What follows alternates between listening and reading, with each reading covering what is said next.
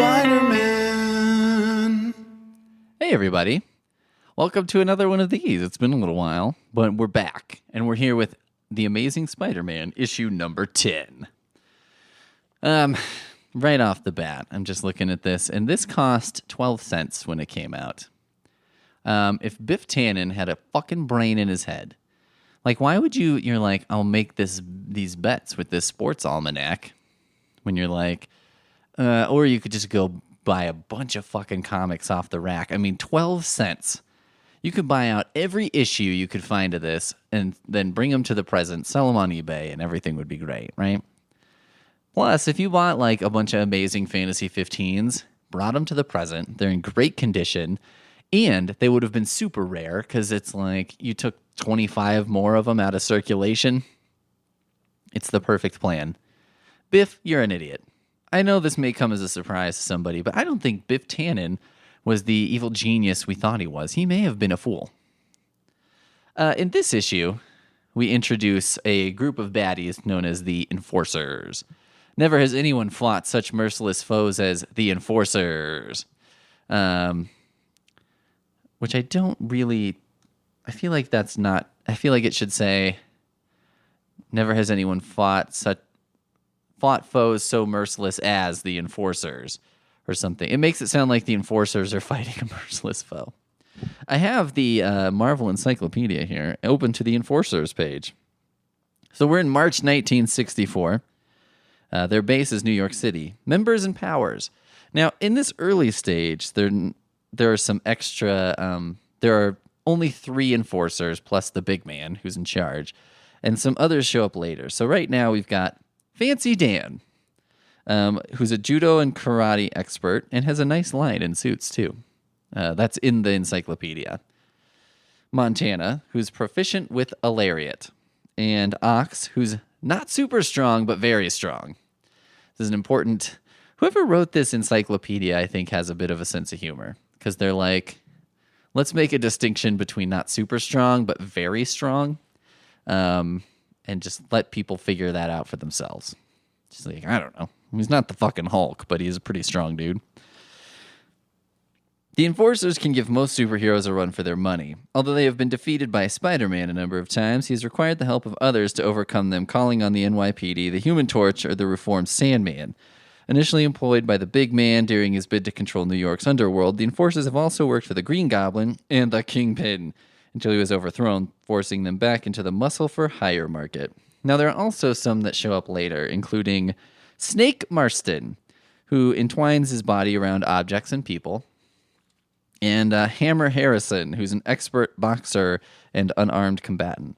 I feel like Snake Marston is kind of a standout here, because it sounds like he's kind of got a superpower of sorts, whereas the rest is just like a big guy, a little guy, and a cowboy. Also on the cover, learn why J. Jonah Jameson really hates Spider-Man in this issue. So get ready, because this is exciting.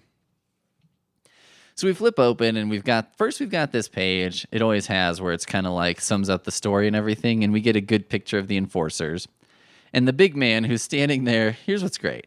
The big man is pointing a gun at Spider-Man, who's kind of like crouched on the ground.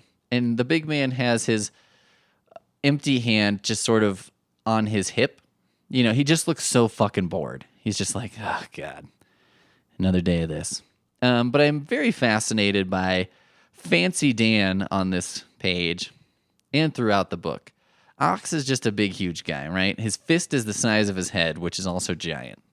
Montana just has a rope, a cowboy rope, and a cowboy hat, and like a, fucking cigarette or some hay or some shit. Now, Fancy Dan... Okay, let's say it looks like the mid-range here is Montana as far as size. Ox is probably pretty fucking big. Montana, let's just say he's like 6'2". This would make Fancy Dan less than 4 feet tall. I mean, he's like a child in this. And I just, like, Fancy Dan, I just find to be the most interesting, and like, what a non-intimidating name. Hello, I'm Fancy Dan. I mean, he looks like a hobbit. It's like in the Lord of the Rings movies when they would film the hobbits from behind, and it's like little kids or something. Or maybe it's like the leprechaun was sort of like, I'm going to make some trouble in a different way. Get involved in organized crime. So it starts off where there's kind of a heist going on that the big man is doing. It's called Operation High Lift, which I like. I like that old time stuff like this Spider-Man comic and everything. They always had, for the smallest of jobs, it's like we're going to rob a bank. What should we call it? Operation Dark Condor. You know what I mean? There always had to be an operation, or like we're going to call it Plan ZX-12. Okay? Then when they made a super secret tank, they couldn't call it like the super tank. They had to call it Project Weapon Devastator or something like that. They could never just whatever. Spider-Man tries to thwart it, but he gets up near this helicopter and a pile of gas just comes out and, I don't know, makes him fall off.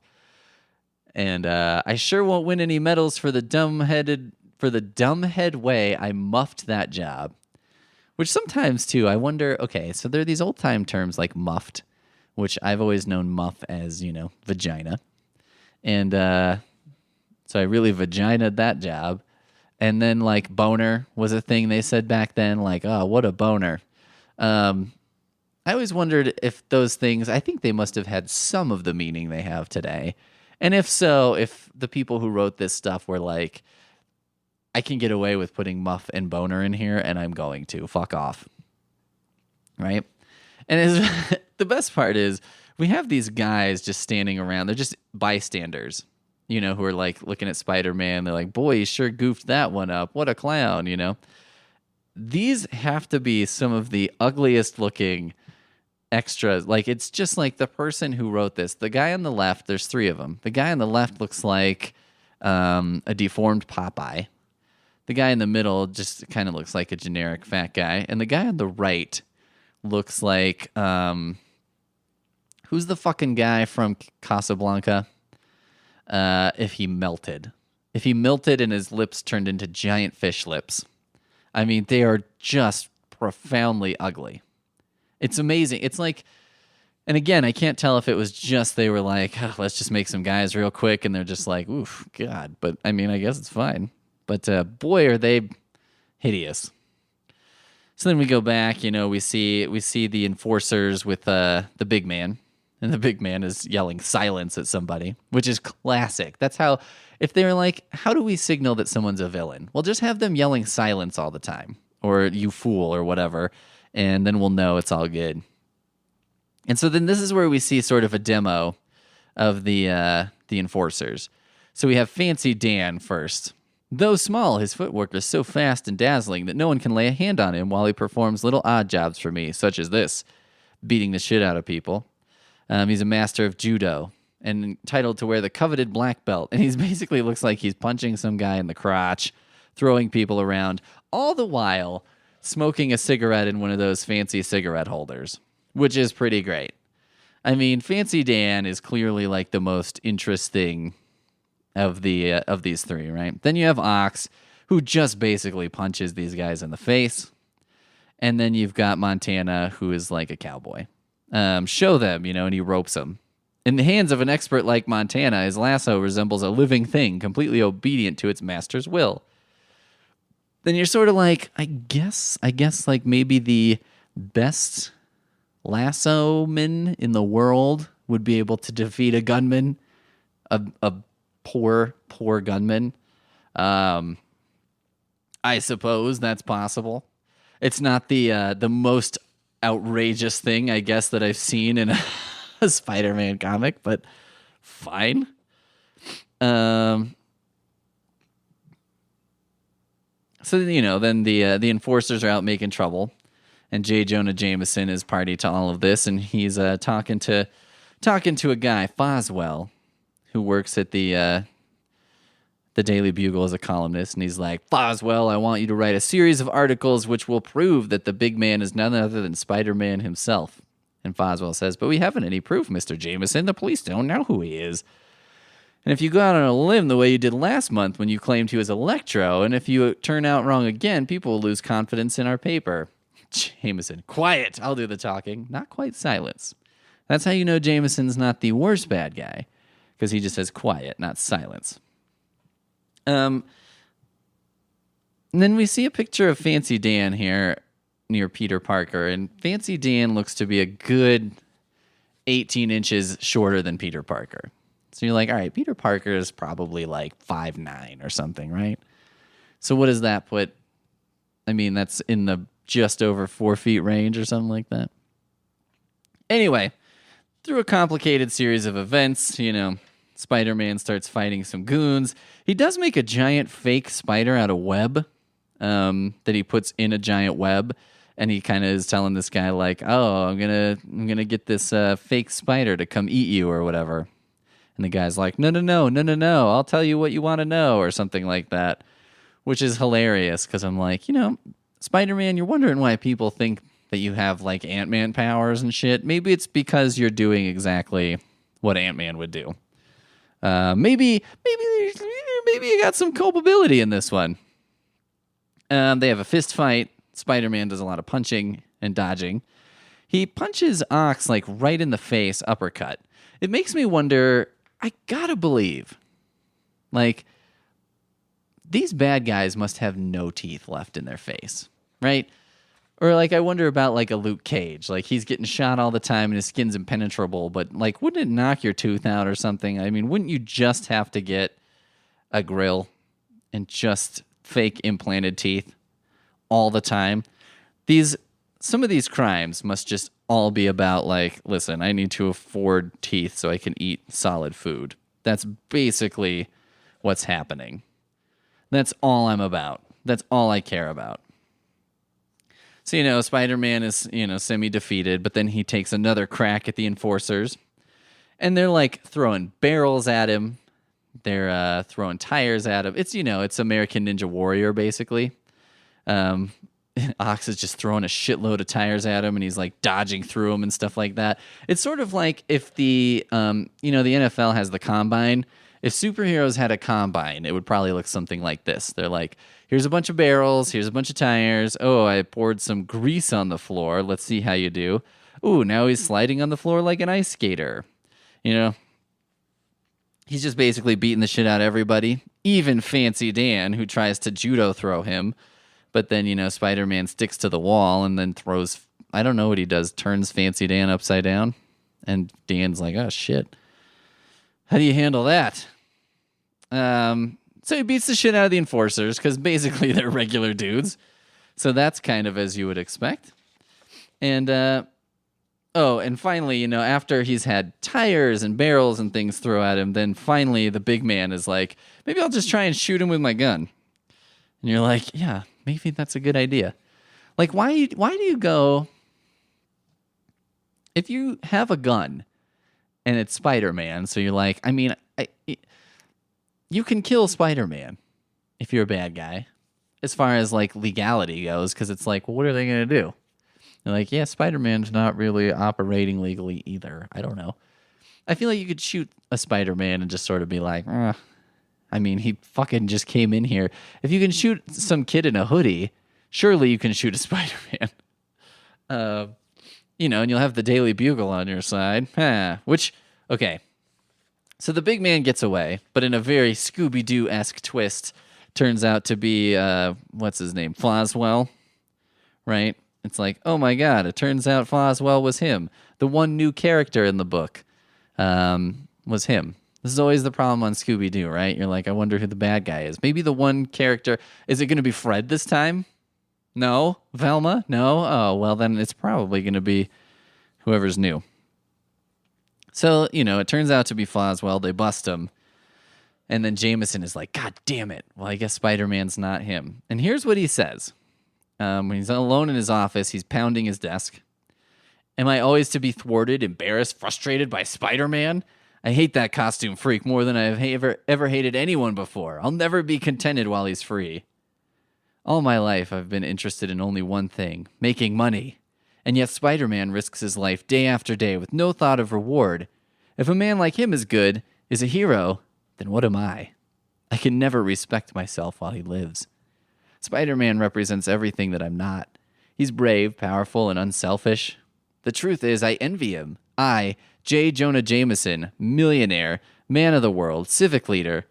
I'd give everything I owe to be the man that he is. But I can never climb to his level. So all that remains for me is to try to tear him down, because heaven help me, I'm jealous of him. So there we go, as promised. The real reason J. Jonah Jameson hates Spider-Man. Which I felt like, has been subtext for a long time, or, maybe up to this point it's only 10 issues in, so we could be like, why does Jameson have such a fucking boner for hating Spider-Man? But maybe now we know, right? It's like, oh, because he's jealous of him.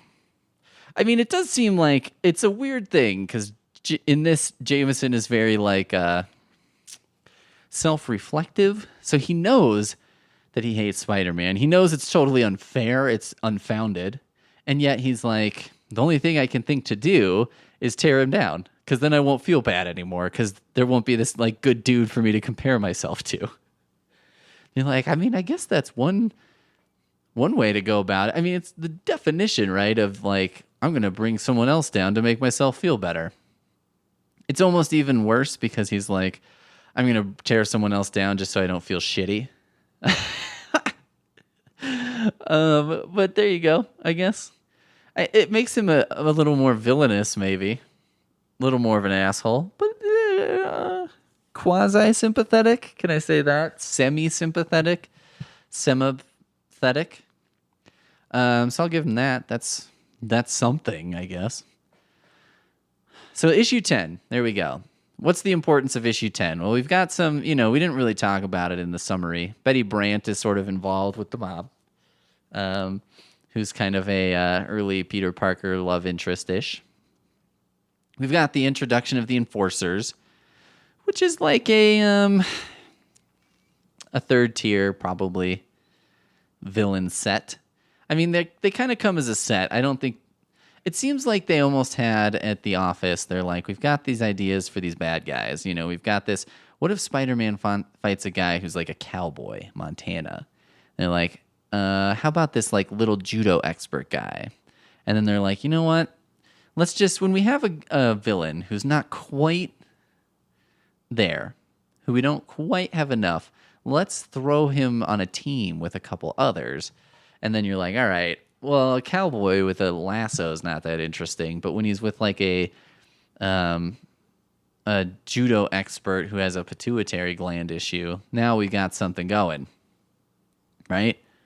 You can't just really have a big guy who punches, but if he's with these other two guys, now we have his tale to tell. So the Enforcers almost feel like that, right? But whatever. It kind of works, I guess. It's a good example of, one of the problems with the movies these days, the Marvel movies, is that everything is the end of the world. The new Spider-Man preview came out, and I'm hopeful that this one will be a little...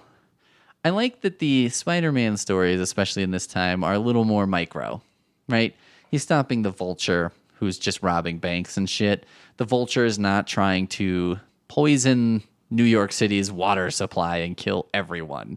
He's not trying to blow up a nuclear reactor in the center of the city, even on accident. He's like, I just kind of want to have some money and live in a silo on Staten Island. Hey, oh, which I appreciate. I think that's better because it makes more sense to me. I get that. I'm like, yeah, I could see why if I was like, I could go to work tomorrow, or I could not go to work ever again, and once every 3 months I have to rob a bank, but I've got a super suit that makes it pretty fucking easy. That makes sense. And I don't know. I guess I don't know how robbing a bank, what individuals that really hurts. You know what I mean? As long as, I guess you're not shooting somebody. But I don't know how problematic this is. It seems like what happens is the bank gets robbed and then some kind of insurance probably has to pay it off. And it eventually gets passed on to the taxpayers. But then you're like, Well, the Vulture is just this old man. He would just be collecting Social Security anyway. Like, what's the fucking difference? He gets a little more than his share. Who cares? Anyway, so issue 10, probably the biggest thing is the Jameson reveal. And then, I guess retroactively the introduction of the Enforcers. But I gotta believe, looking back on it, that the Enforcers come along and they were kind of like, we'll see if this goes anywhere. We'll see if anyone writes in and is like, I want to see more of the Enforcers, or if they're just like, whatever. I mean, the other good thing about the Enforcers is you can, as we read, team them up with the Kingpin or, Hammerhead or whoever, Tombstone, right? They can be with any sort of mob type person, or in business for themselves. So it kind of works out. They can kind of just show up and then it's like, oh, great. I do also like about the Enforcers and like the bad guys in the comics of this time is like the Enforcers are kind of just a little bit better than regular people as far as their fighting and stuff like that. And they are like teamed up. They are kind of a match for Spider-Man. So I like that. I don't love how sometimes Spider-Man's gone through some different phases and just how powerful he is. And sometimes you're like, yeah, I mean, this guy who's just kind of super strong is probably not going to be much of a match for him. Let's be serious. Let's get serious about these comics. Can Spider-Man beat a werewolf? Probably. That's probably not going to be that challenging for him. That's where I'm at right now in the Amazing Spider-Man. I'm in like 130s, and right now I'm reading Giant Size. And there's a story where J. Jonah Jameson, way down the road, his son turns into a werewolf. And he has this necklace that's like turning him into a werewolf or helping him turn into a werewolf or something. And Spider-Man rips it off him. And when he rips it off him, he just like throws it into the East River. And you're like, wait a second. There's this like mystical gem or something. And you're like, well, this would be safer if I just tossed it in the river. And it's like, can't you just fucking swing by Doctor Strange's house and give it to him or something? And then, of course, 3 or 4 issues later, the gem comes back into play. It's on the board again. And Jameson's a werewolf again. And Spider-Man's like, how could this have happened? And you're like, really? You really thought there's no way this is going to come back into play? Because, boy, as a reader who doesn't do superhero shit, I immediately was like, oh, come on. You fucked yourself. You fucked us all, Spider-Man. Way to go. Anyway, that way off track. But the point being, there you go. That's issue 10. We've made it 10 issues in, and we're going to just keep on rocking. So we'll see you next time for issue 11. I believe we have a little bit more of my good friend, Dr. Otto Octavius.